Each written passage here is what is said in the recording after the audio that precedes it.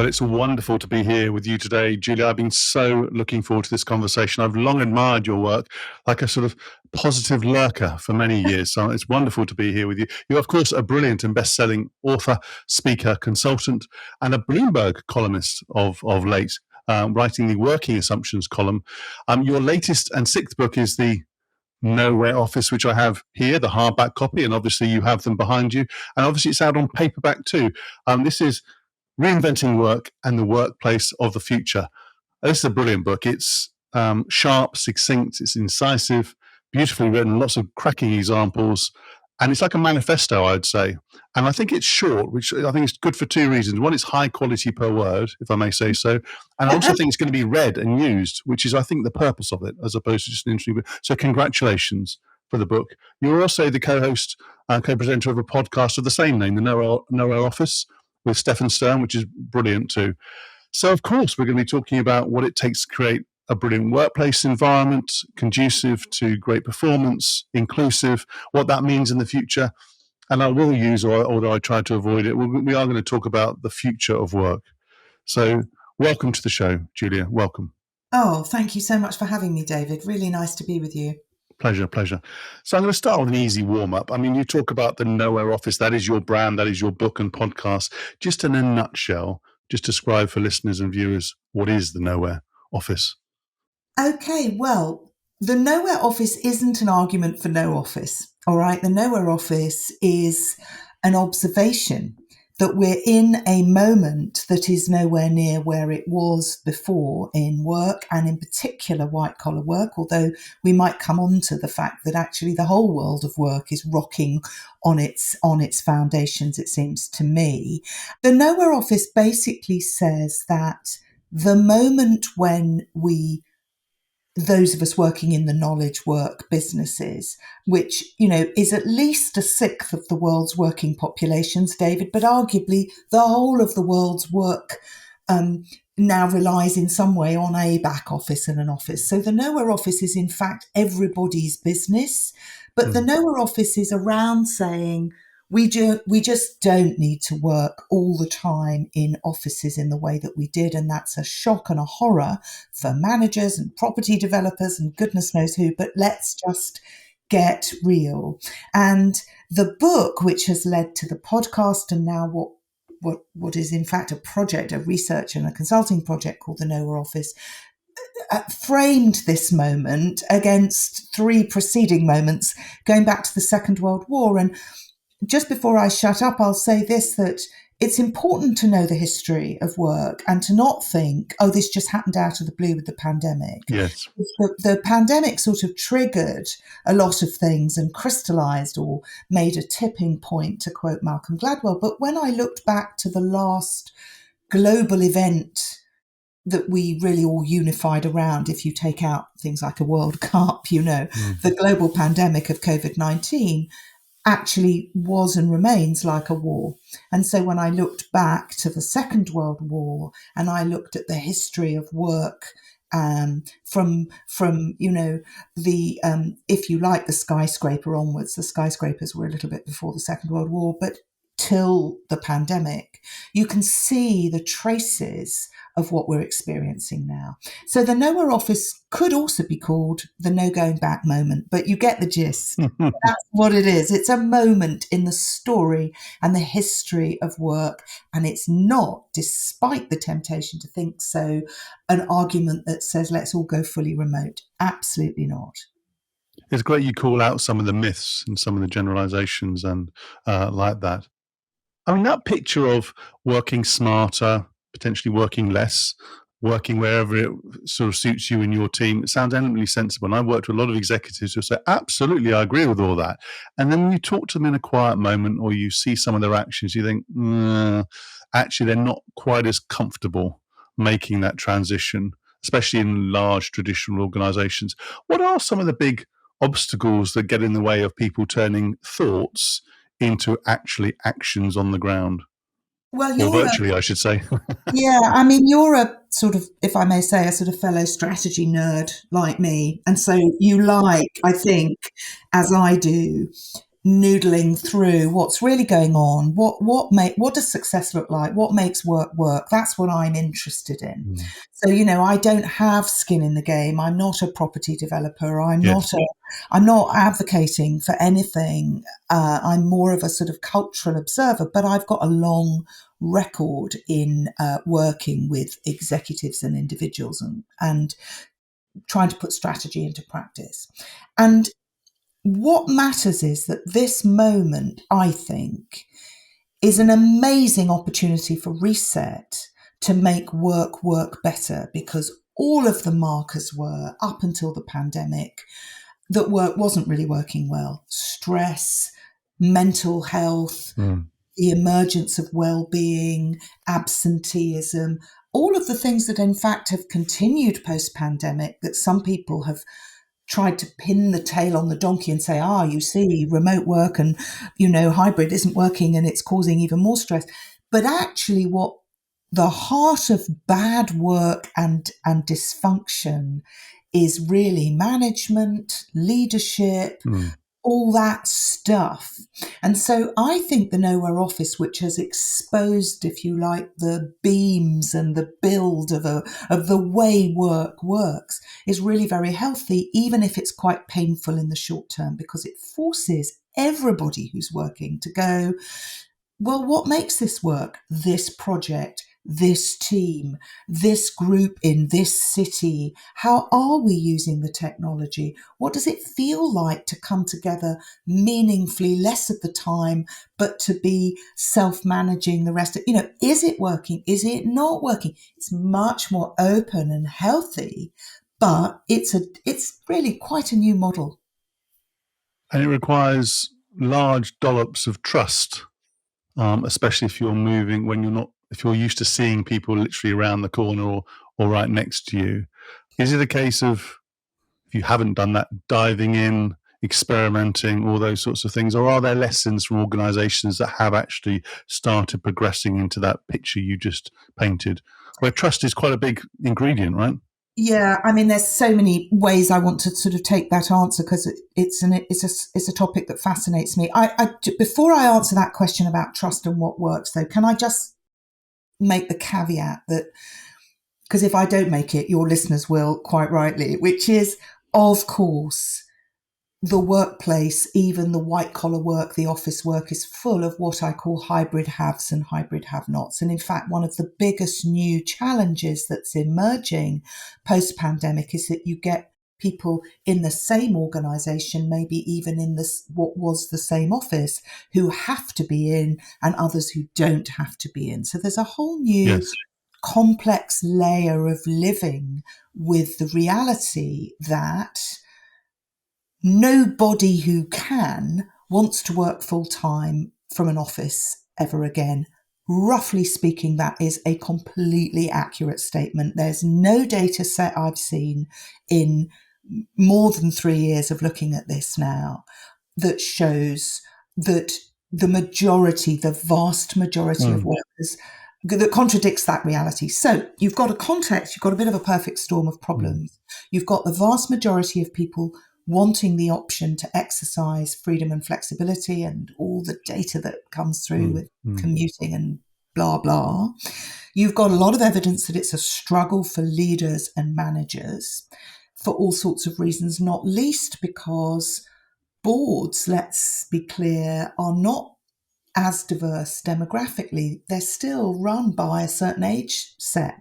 Of my sort of age, and I'm 58, I'm not a young groover. And a lot of people my sort of age running boards, I know several who've confided in me quite openly, saying it wasn't until we got young people on the board for diversity purposes that we realised our mindset was wrong. Yes. So you've got a sort of asymmetric set of issues going on, but equally you've got a lot of people figuring it out. And it's not just trust, although trust, of course, is essential.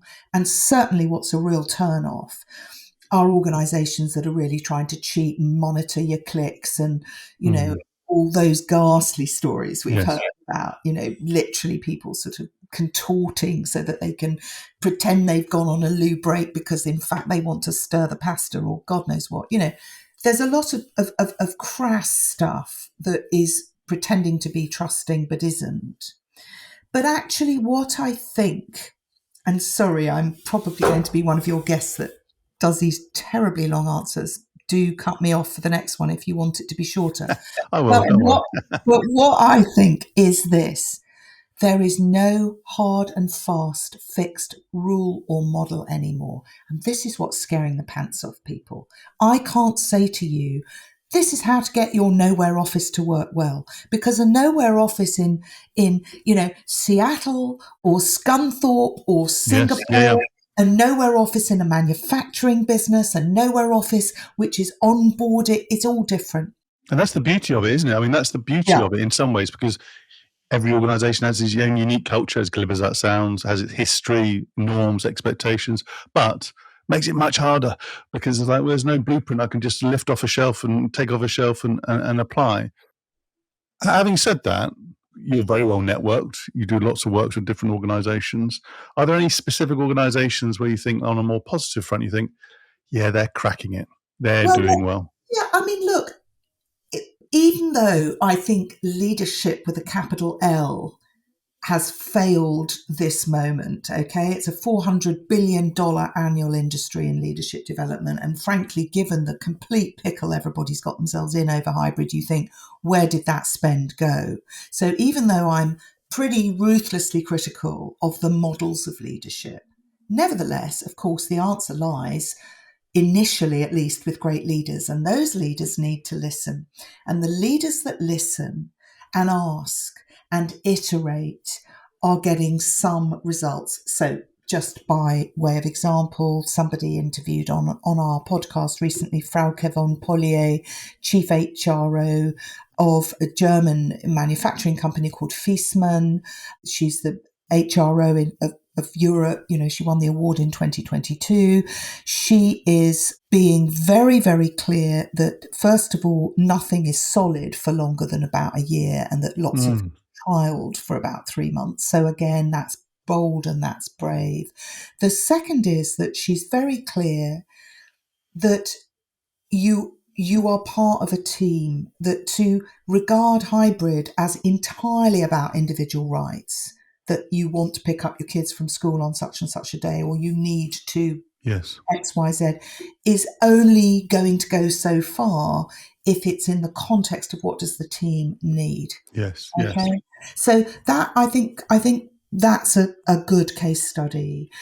I also think that again, somebody we interviewed on the podcast, Gideon Spanier, the editor-in-chief of campaign at Haymarket.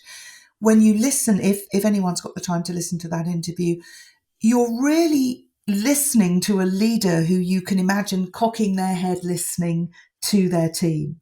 How is it for you? What's going on for you? So there are some success stories, there are some models, but what is really becoming clear is that the fantasy that either you could pretend everyone was going to get back to the office in one go, well, that's gone unless you're Elon Musk and he's a category in himself. But equally, the effort to make a rigid, standardized norm of Tuesdays, Wednesdays, Thursdays is also not working. What really works is, as I say, team by team, workplace by workplace. Yes, that listening is really important. And asking the questions. I mean, I've been working with a number of executives who've asked very simple questions like, what will it take for us to do our best work?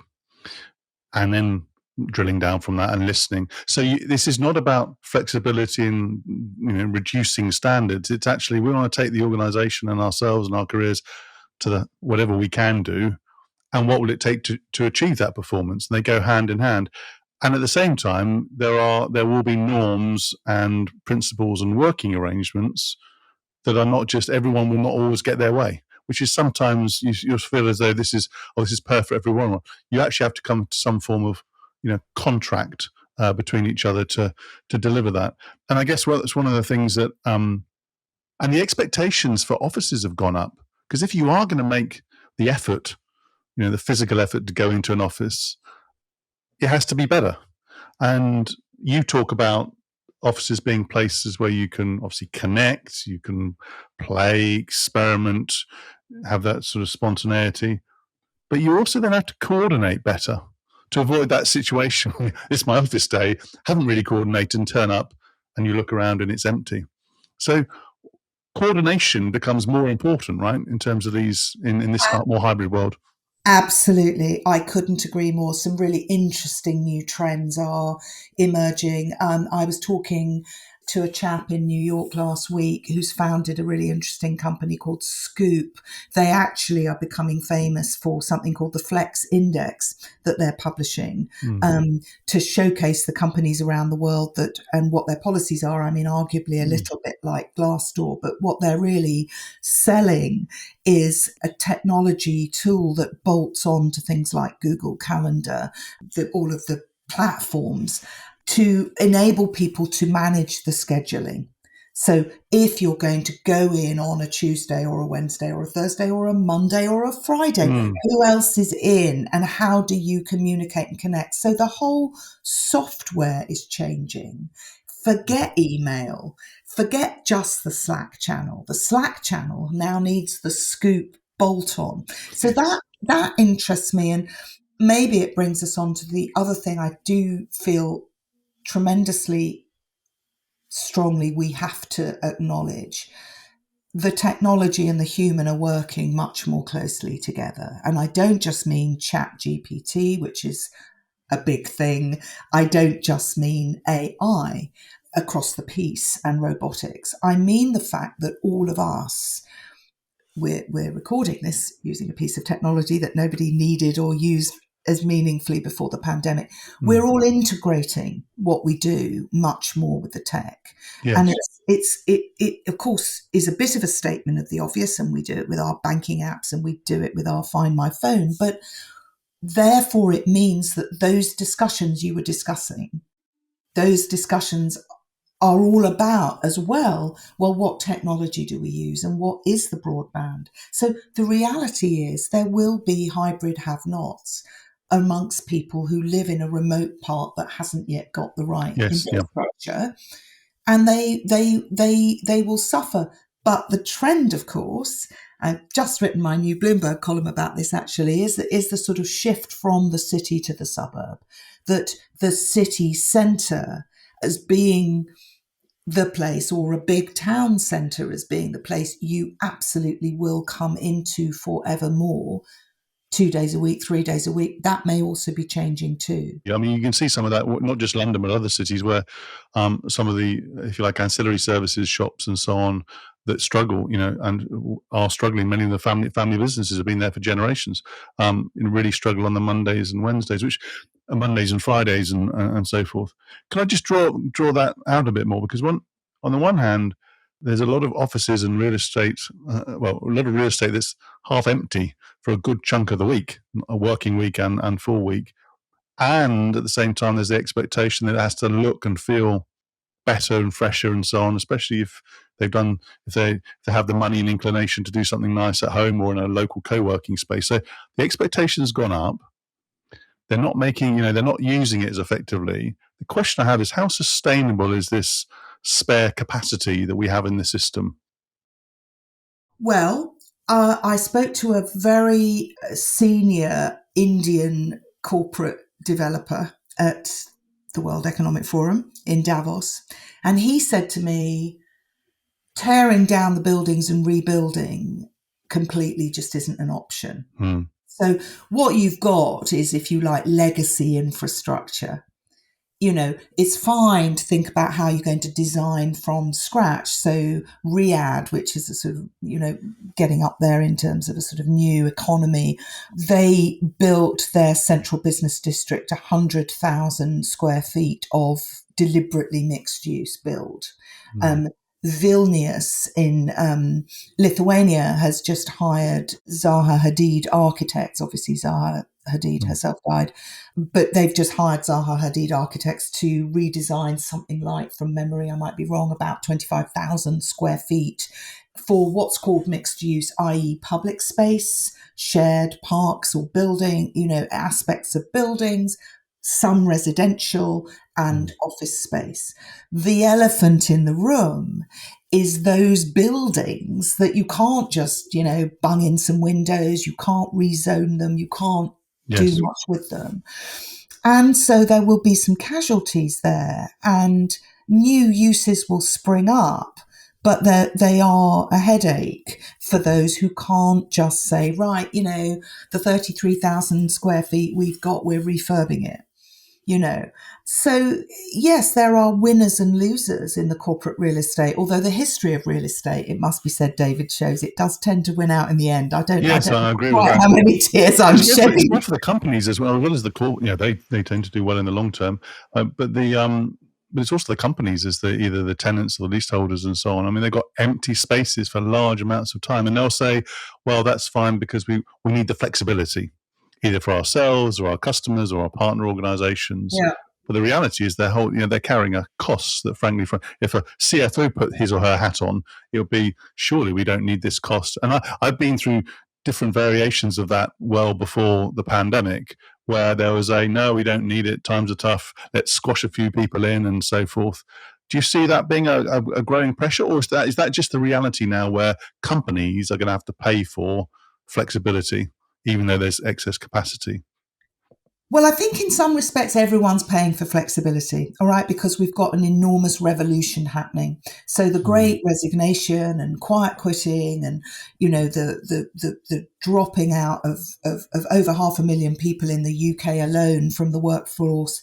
Now they're saying it's because of ill health. It sort of is, but what do you mean by ill health? It's an attitude shift. It's a sense of, reprioritizing. People are sort of emotionally rezoning, to use a planning and a property term, or put simply, the great re-evaluation. And so I don't think it's just property that's facing a headache. I think individuals are, because they're reassessing what they want to do. And I mean, we had a conversation just now. Both of us know that you need the community and the culture of being in a buzzy atmosphere at the same time as wanting, the freedom to and the reality that many of us are now working remotely more than we did before. So I just think it's important to recognize we're all really weirdly in it together.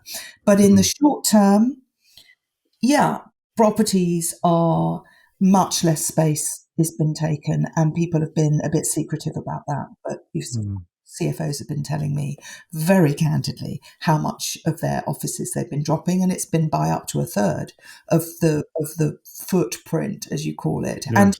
Only last week, Bloomberg, who I now write a column for, as you said, ran a story showing that $12 billion of revenue has fallen out of Manhattan, which, if you like, Manhattan is a sort of distillation of a central business district because it's an island.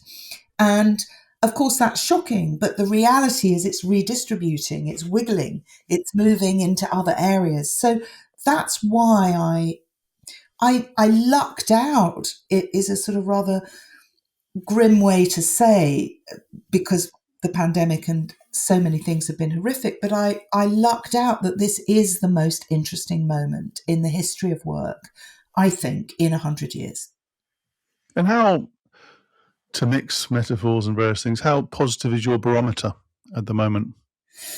I mean, I would describe myself as an optimistic pessimist. So, I'm naturally optimistic because I'm pro-change, I'm pro-work. I like to look for the bright spots, to coin Chip and Dan Heath in their wonderful book, Switch, How Small Change Makes Big Change Happen, which is a classic. They talk about bright spots. So there are bright spots. I worry about the tidal pull towards a status quo that, even if it doesn't exist anymore, certain managers and leaders will try and recreate anyway, if that makes sense. But I think change is in the air. I think positive change is in the air. And I suppose the reason why I think that is really for three reasons. One is it's an awful lot of time to change a habit. It only takes 66 days to entrench a habit. And we've got 3 times 365 days coming up as a metric. So change has happened and is happening. The second is that, and it needed to happen, The second is that the generations are really passing the baton at the moment. What's happened is that my generation of the boomers is really, through the pandemic, been sort of shifted up and almost out. And so you really have now the Zeds and the millennials, and they really do feel differently about freedom and purpose and having a Yes. work-life balance. And so you've got a value shift happening. And the third is, of course, the technology. Mm. And the fact of the matter is, we really can't say, oh, yeah, well, we loved Zoom and Teams and Google Meet and Hangout. But, can we stop it now, please? Because we'd like everybody back in the office so that it keeps our spreadsheets. It just doesn't work like that. I agree. I think the experience over the last few years has shown that many of the assumptions that we have explicitly or implicitly can be, in certain circumstances, false. Like, you can only do creative work in the office. You can only have a deep conversation face to face. Of course you can. But I can tell you just from my experience, so experience of one, just for the moment, that I've done some of my most creative strategy work on virtual global teams, which wouldn't have happened before. And similarly in coaching, of course, I prefer to be face to face with some individuals, not always. They've shared more just because we've had the moment. So there's something about being aware of the generalities, but then choosing. There's something about empowerment here, choosing the right combinations of space and place that work for you. But let's invoke your optimistic part of your brain as well. Go on, then. In the book, you talk about 2025 and obviously some predictions for that. Just pick out perhaps one or two where you think that listeners and viewers should pay attention to if we think about a more perhaps optimistic future, or at least a future.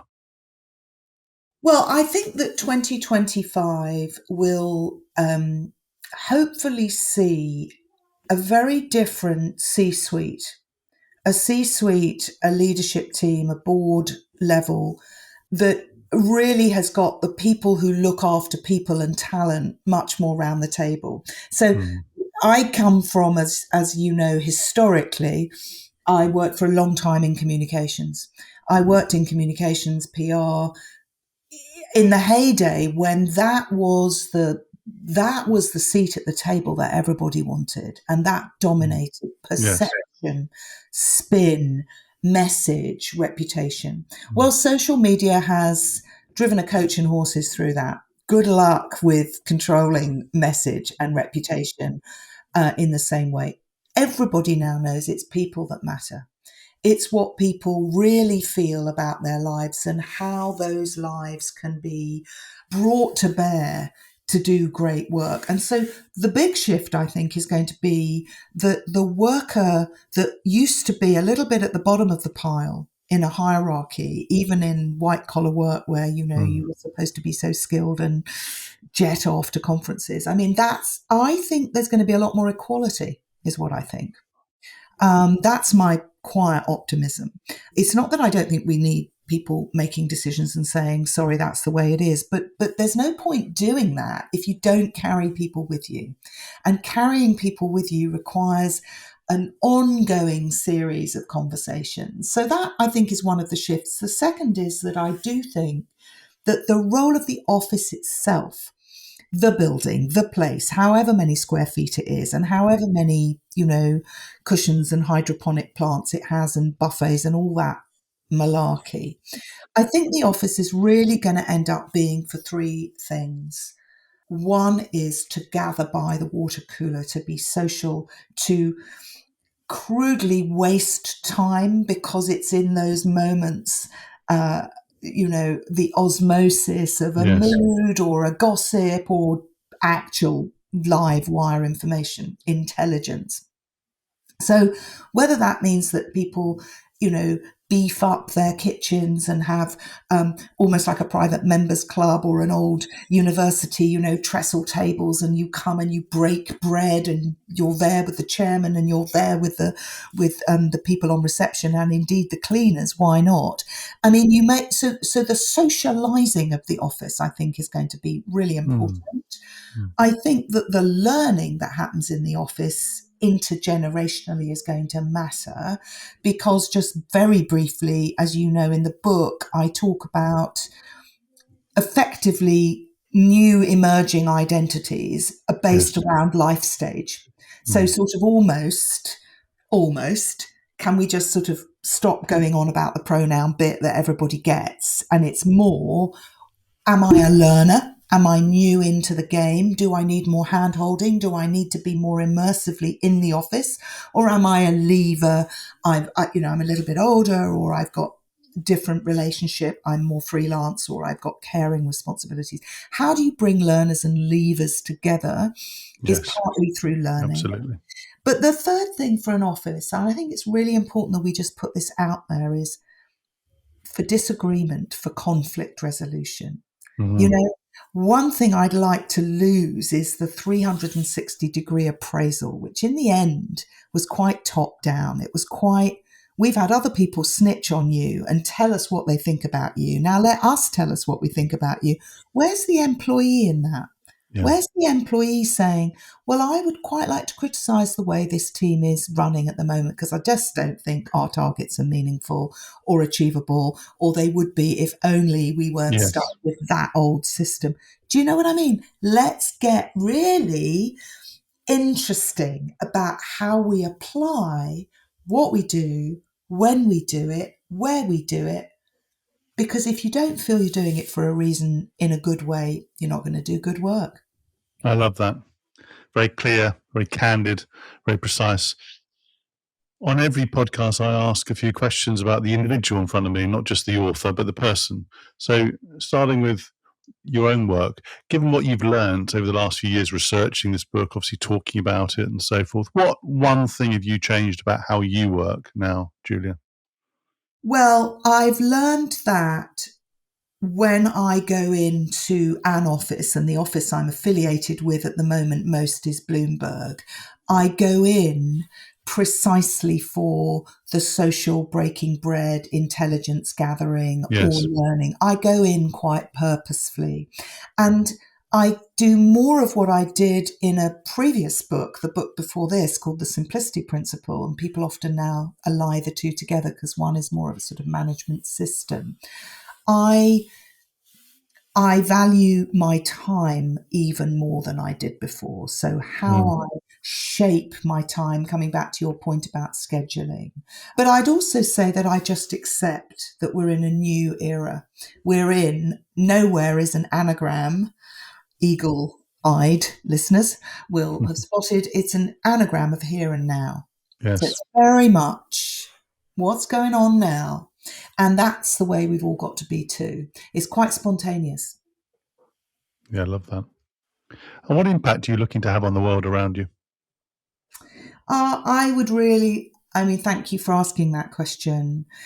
I would like us to dial down the rhetoric and the slogans and say, look, everybody needs to work. Let's be realistic. It's extremely unlikely that we're going to enter even with universal basic income, etc., that people won't need to work and that work needs to work well. I'd love the working world to not have all the things that have been emerging through culture like The Office. Why is The Office the best-selling comedy around the world? Because it says work and managers is so awful. I'd like us to not feel that work doesn't work, because I think it can and it should work well. I don't accept the premise that work is bad and needs to be endured. I do believe we need more free time, because I do think that our lives and our work are meshing more, and time to be ourselves is important. But yeah, my mission is, I think everybody's mission, just let's get it done properly.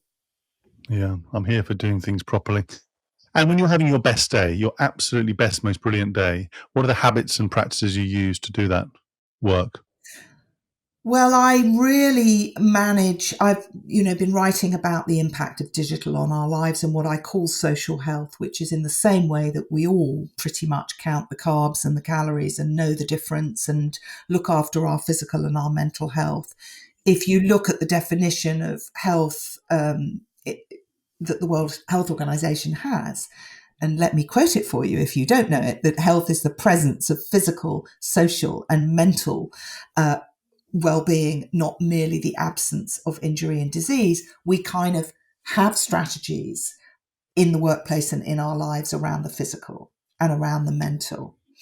Sleep, nutrition, Yes. social is what we got to focus on now. And when I'm having my best day, it's when I pay attention to what I feel, when I give myself space away from the digital, not the social media feeds, not the email, not the reading online. I get physical with my hands, or I walk, or I cook. Yes.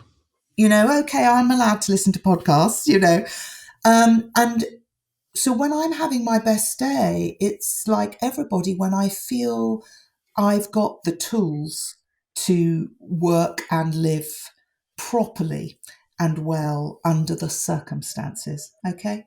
And that to me is social health. That's such a refreshing way to frame it, and I couldn't agree more. Julia, it's been a wonderful, rich conversation. I love your book and your work. So thank you for your time today. That was another edition of Lancefield on the Line. I do hope you enjoyed this episode as much as I did. Do check out the other episodes in the series. Check out my YouTube channel, subscribe to the podcast, and do give us a nice rating along the way. Julia, thank you ever so much again. Thank you.